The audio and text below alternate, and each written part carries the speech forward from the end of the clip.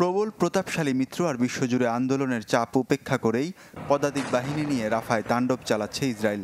শহরের পূর্ব দিক দখলে নিয়েছে ইসরায়েলি ট্যাঙ্ক, বাড়ানো হয়েছে বিমান হামলার মাত্রাও।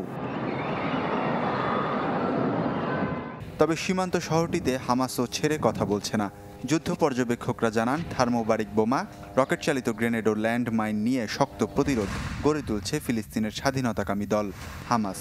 শুক্রবার জায়নবাদীদের বহরে কমপক্ষে 18টি হামলা করেছেন ফিলিস্তিনি যোদ্ধারা। ধরন আর ক্ষয়ক্ষতির বিচারে একে সুপরিকল্পিত বলছেন বিশ্লেষকরা। হামাসের অধিকাংশ ব্যাটালিয়নকে ধ্বংস করে যুদ্ধে সফলতার দাবি করে আসছেন ইসরায়েলের প্রধানমন্ত্রী নেতানিয়াহু।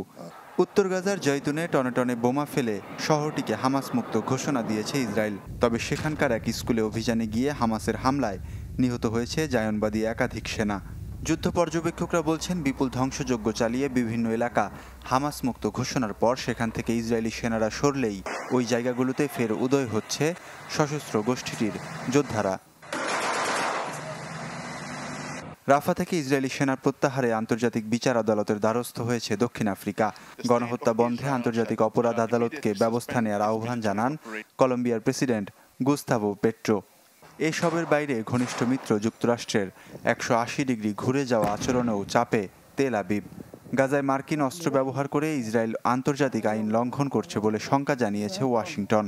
শুক্রবার কংগ্রেসে জমা পড়ে এ সংক্রান্ত প্রতিবেদন। যদিও স্টেট ডিপার্টমেন্ট বলছে এখনও পূর্ণ তথ্য প্রমাণ পাননি তারা। ওয়ালিউল্লাহ ফারুক, চ্যানেল 24।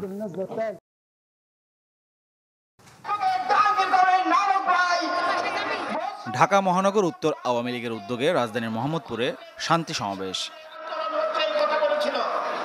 এতে দলটির সিনিয়র নেতারা বলেন, আবারও ষড়যন্ত্র করে এ সরকারের পতন ঘটানো যাবে না।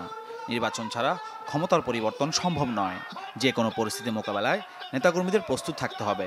তাহলে আপনারা আন্দোলন করেন, নির্বাচন আসলে নির্বাচন করেন না, তাহলে আপনাদের হেতুটা কি?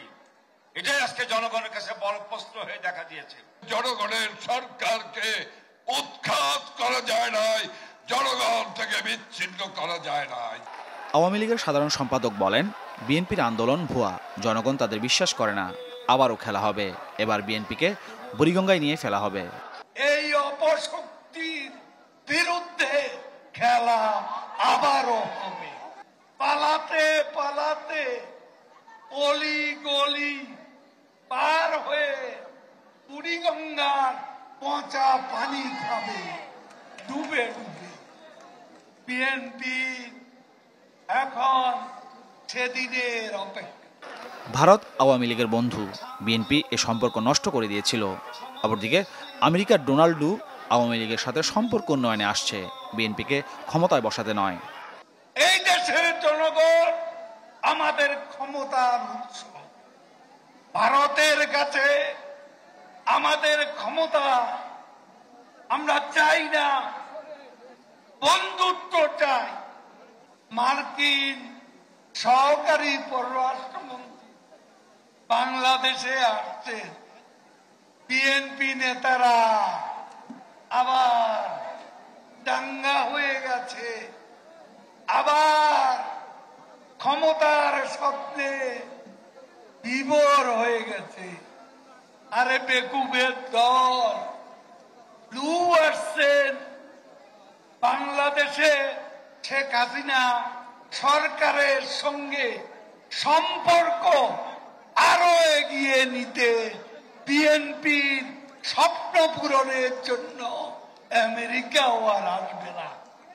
রিজার্ভ ও ডলার সংকট প্রসঙ্গে ওবায়দুল কাদের বলেন, এই সংকট সাময়িক। সেজন্য আমি মাহফুজ কামাল, চ্যানেল 24, ঢাকা।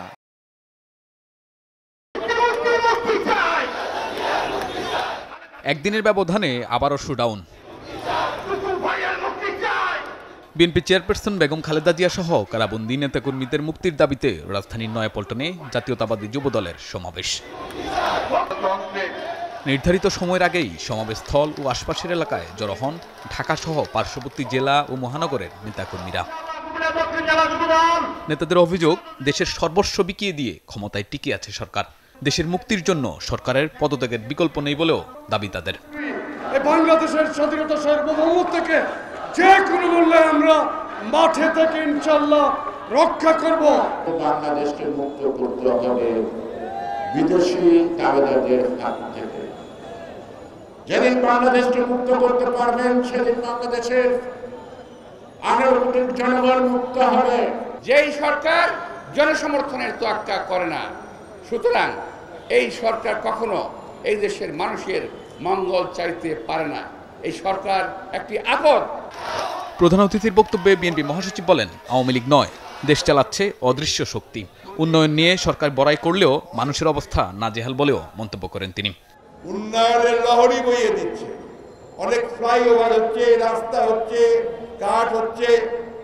সাধারণ মানুষের কি অবস্থা? সাধারণ মানুষের বাজারে গেলে তারা কিছু কিনতে পারে না। আওয়ামী লীগ দাবি করে যে তারা দেশ চালাচ্ছে। আসলে কি তারা দেশ চালাচ্ছে? তারা দেশ চালায় না, এক অদৃশ্য শক্তি দেশ চালাচ্ছে বন্ধুগণ। এবং যাদের নির্দেশে তারা আজকে বাংলাদেশে মানুষের অধিকারগুলোকে কেড়ে নিয়েছে। মির্জা ফখরুলের অভিযোগ, মসনদ হারানোর ভয়ে বেগম জিয়াকে মুক্তি দিচ্ছে না সরকার। তাদের নির্যাতনের হাতিয়ার হিসেবে। শাহনিয়াজ বাবলু, চ্যানেল 24, ঢাকা।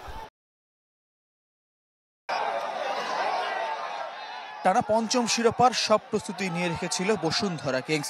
ম্যাচ শেষে বদলে গেছে জার্সির রং, 5-এর থিমে ছড়িয়ে দিয়েছে ঢাকার ফুটবলে আধিপত্যের বার্তা। মোহামেডানকে হারিয়ে প্রতিশোধের সঙ্গে 3 ম্যাচ আগে শিরোপা নিশ্চিতের আকাঙ্ক্ষা পূর্ণতা পেয়েছে ময়মনসিংহে। বাংলাদেশ প্রিমিয়ার লিগে টানা শিরোপা জয়ের রেকর্ডটা বড় করে চলেছে কিংস। তবে ম্যাচটা এক পেশে হয়নি। শুরুতে ডোরিয়েলটন গোমেজের একাধিক মিস চিন্তার ভাঁজ ফেলে কিংসের কপালে। 18 মিনিটে ঠিকই জাল খুঁজে নিয়েছেন বসুন্ধরার ব্রাজিলিয়ান তারকা।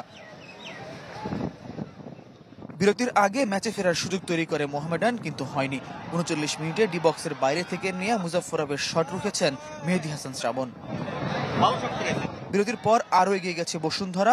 মোরসালিনের কর্নারকে গোলে রূপ দিয়ে জোড়া পূর্ণ করেন ডোরিয়েলটন। লিগের সর্বোচ্চ গোলদাতার তালিকায় সুলেমান দিয়াবাতে 13-র চেয়ে 1 গোল পেছনে ডোরি। প্রথম লেগে যার গোলে জিতেছিল মোহামেডান, সেই মিনহাজুর আবেদিন 66 মিনিটে সাদা কালোদের ম্যাচে ফেরার আশা জাগান। গোলের পর কিংসকে আরও চেপে ধরে স্বাগতিকরা। একের পর এক আক্রমণ আর কর্নারে কোণঠাসা বসুন্ধরা। সমতায় ফেরার একের পর এক সুযোগ হাতছাড়া করায় শেষ হয়েছে লিগে টিকে থাকার শেষ আশাটুকুও। সাদা কালোদের হোম ভেন্যুতে শিরোপা উৎসব করেছে কিংস, গ্যালারিতেও ছিল লালের জোয়ার। বসুন্ধরা কিংসের 5 লিগ শিরোপার সামনে শুধু 6 বারের চ্যাম্পিয়ন আবাহনী, যাদের সাথে মঙ্গলবার ফেডারেশন কাপ সেমিফাইনাল। আগামী শনিবার পুলিশ এফসির বিপক্ষে হোম ম্যাচেই ট্রফি হাতে উদযাপন করবে বসুন্ধরা কিংস। ফয়জুল ইসলাম, চ্যানেল 24, ময়মনসিংহ। কারিগরি শিক্ষা কি, এর বইপত্র কেমন, ক্লাস পরীক্ষায় বা কিভাবে হয়, এর বিন্দু বিসর্গ না জানলেও পেয়েছেন কারিগরি শিক্ষা বোর্ডের সনদ।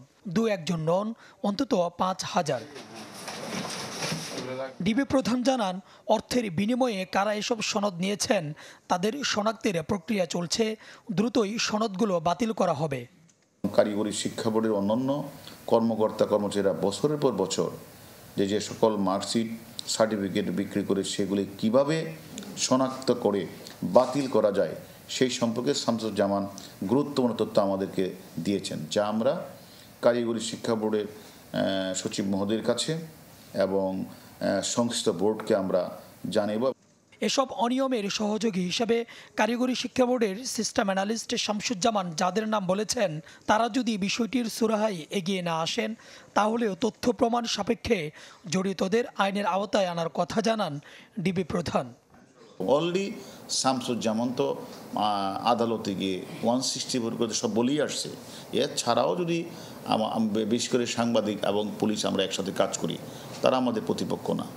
এখন যদি তারা বলতে চায়, দেখতে চায় যে ডকুমেন্টারি এবং ডিজিটালি যে প্রুফগুলি রয়েছে সেগুলো দেখতে পারে। গেল 31 মার্চ মধ্যরাতে কারিগরি বোর্ডের সনদ বিক্রির অভিযোগে সিস্টেম অ্যানালিস্ট শামসুজ্জামানকে আটক করে গোয়েন্দা পুলিশ। এ সময় সনদ জালিয়াতির সহযোগী হিসেবে সাংবাদিক, দুদক কর্মকর্তা সহ বেশ কয়েকজনের নাম প্রকাশ করেন শামসুজ্জামান। পরে 20 এপ্রিল গ্রেপ্তার হন কারিগরি বোর্ডের চেয়ারম্যানের স্ত্রী শেহেলা পারভিন। সুলতান মাহমুদ আরিফ, চ্যানেল 24, ঢাকা। বিশ্বকাপের আগে ঘরের মাঠে সবশেষ ম্যাচ, জিম্বাবুয়েকে হোয়াইট ওয়াশ নাকি বৈশ্বিক আসর সামনে রেখে পরীক্ষা নিরীক্ষা প্রাধান্য পাবে বাংলাদেশের চিন্তায়। চতুর্থ টি-20তে একাদশে 3 পরিবর্তন এসেছিল। ব্যাটিং অর্ডারও বদলেছিলেন হেড কোচ হাথুরু সিংহে। অবশ্য মিরপুরে চাওয়া পাওয়ার হিসাব মেলেনি। টানা 4 জয়ের পরও ব্যাটিং ইউনিট দেখাতে পারেনি আশার আলো। টপ অর্ডারের মতো অধারাবাহিক মিডল অর্ডার। যদিও বিশ্বকাপ কেন্দ্রিক অনুশীলনের কথা বলেছেন ক্রিকেটাররা। দেশের মাটিতে সপ্তাহ দুয়েক প্রস্তুতির সুযোগ পেয়েছে নাজমুল শান্তর দল। চট্টগ্রামে ক্লোজ ডোর সেশন সিরিজ চলাকালীন ক্রিকেটাররা নিজের স্কিল নিয়ে কাজ করেছেন যে যার মতো।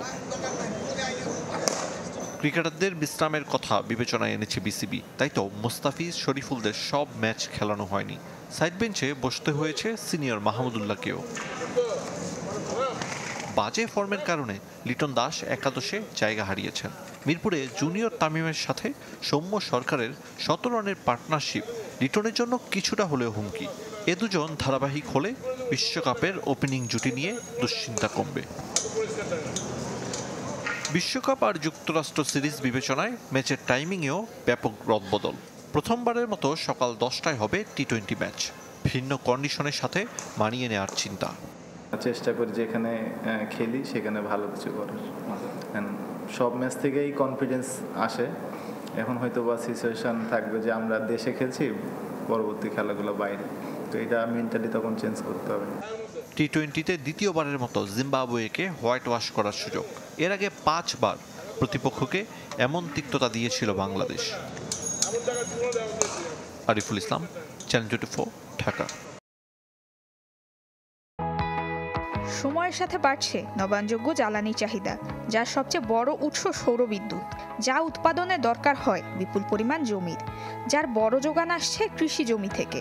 বিদ্যুৎ উৎপাদন প্রক্রিয়ায় নষ্ট হচ্ছে জমির উর্বরতা, হুমকির মুখে পড়ছে বিশ্বের খাদ্য নিরাপত্তা।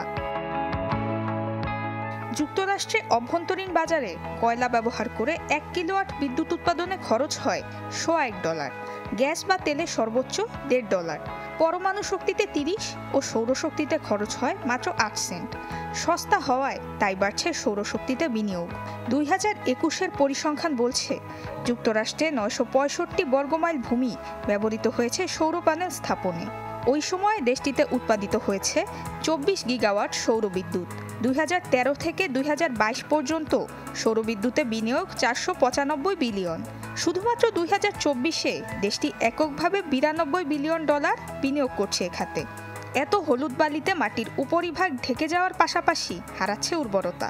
ফলে এই মাটিতে উৎপাদন করা যাবে না আর কোনো খাদ্যপণ্য, যা জটিল করছে দেশটির খাদ্য সংকট পরিস্থিতি। খাদ্যপণ্যের সরবরাহ নিয়ে বিশ্বে যে ধরনের সংকট চলছে, ইউক্রেন যুদ্ধের কারণে সেই অবস্থা আরও জটিল হচ্ছে। এমন পরিস্থিতিতে কৃষি জমি খাদ্যপণ্য উৎপাদনে ব্যবহার না করে সৌরবিদ্যুৎ উৎপাদন খুব ভালো সিদ্ধান্ত বলে মনে হচ্ছে না। সৌরবিদ্যুৎ উৎপাদনকারী প্রতিষ্ঠানগুলো একর প্রতি জমিতে বছরে সর্বোচ্চ $1500 ভাড়া দেয়। লোভনীয় অর্থের অঙ্কের বিনিময়ে তাই ভূমি মালিকরাও সৌরবিদ্যুৎ উৎপাদনে ভূমি লিজ দিতে বেশি আগ্রহী, কারণ প্রতিনিয়ত বাড়তে থাকা কৃষির খরচ সামলানো এখন বেশ কষ্টের। প্রথমে যখন আমাদের জমিতে সৌরবিদ্যুৎ উৎপাদনের প্রস্তাব দেয়া হয়, আমরা তেমন আগ্রহী ছিলাম না, কিন্তু পরে ভাবলাম এখান থেকে বেশ ভালোই আয় হবে, তাই রাজি হয়ে গেলাম। যদিও সৌরবিদ্যুৎ উৎপাদনকারী প্রতিষ্ঠানগুলোর মতে অর্থনৈতিক দিক চিন্তা করলে ভুট্টার মতো ফসল চাষের থেকে সৌরবিদ্যুৎ উৎপাদন অনেক বেশি লাভজনক। কিন্তু অদূর ভবিষ্যতে যখন এই উদ্দেশ্যে জমির ব্যবহার বাড়বে, কমবে কৃষিপণ্য উৎপাদন, তখন হুমকির মুখে পড়বে বৈশ্বিক খাদ্য নিরাপত্তা, এমন মত বিশেষজ্ঞদের। নুসরাত মৌমি, চ্যানেল 24।